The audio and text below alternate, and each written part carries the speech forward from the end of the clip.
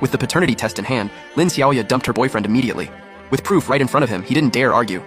He could only return every cent he'd spent from Lin Xiaoya and break things off. After saying goodbye to the owner and the old man, I wandered over to the park. It was the weekend, so the place was packed. I found some shade under a tree and set up my fortune-telling stall. But not long after I got set up, a patrolling security guard came over.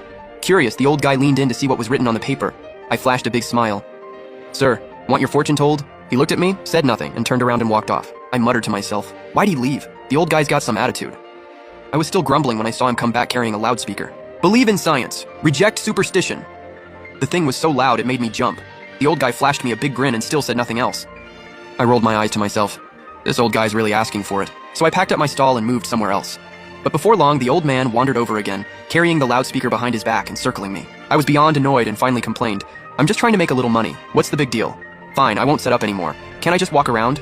The old man smiled gently and nodded. "Walk around? Sure." Then he turned off the loudspeaker, but still didn't leave. I took a few deep breaths and told myself, stay calm. Not worth getting mad. If I get mad, I suffer. If I hit the old guy, I'll have to pay for it. So I stopped bothering with him. I kept wandering on my own. Looking at the lively crowd, I started to feel better too. There were all kinds of little vendors in the park, selling everything.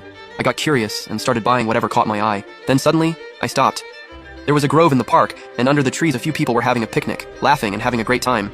I stared at them for a long moment, hesitated, then finally walked over. One of the girls at the picnic, Susu, saw me coming and joked with a smile, "Hey handsome, you here to get our numbers?" I didn't get mad. I thought to myself, they're just a bunch of kids. They're not even a fraction of my age. Not worth arguing with. I started pitching in all seriousness. "Wanna buy a protective charm? It'll keep you out of trouble." Everyone at the picnic turned to look at me, full of suspicion. What a waste of a handsome face. Dude's clearly not right in the head. You should just go home. I shook my head and asked seriously, "You really don't want one? Because there's a dead person under where you're sitting and it'll follow you." One of the guys didn't like that one bit. He jumped up and snapped, "What kind of crap are you talking?" I pointed under where they had been sitting and said blankly, "Dig. About 3 feet down, there's a woman's body. A few inches down, there's a bracelet. If you don't believe me, dig and see." Susu swallowed hard and forced a stiff smile. Trying to sound calm, she said, "Quit trying to scare us." I stared straight at her and calmly listed her past. "You nearly drowned at 7. Your parents split up when you were 10, and last month somebody betrayed you." Susu's face changed instantly. She was so shocked she couldn't say a word. Then I walked over to the old man who had just come up and looked at his face. "Sir, your wife passed a long time ago, and your only son lives overseas. Right?" The old man froze. "Spot on. Not one thing off. Is there really something down there?" The people at the picnic instantly remembered what I just said and scrambled off to the side.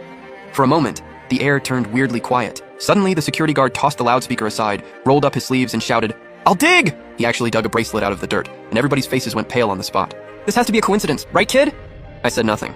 I just gave him a cold look that told him to keep digging. He took a deep breath and kept digging, even though he clearly didn't want to. Before long, a stark white bone came into view.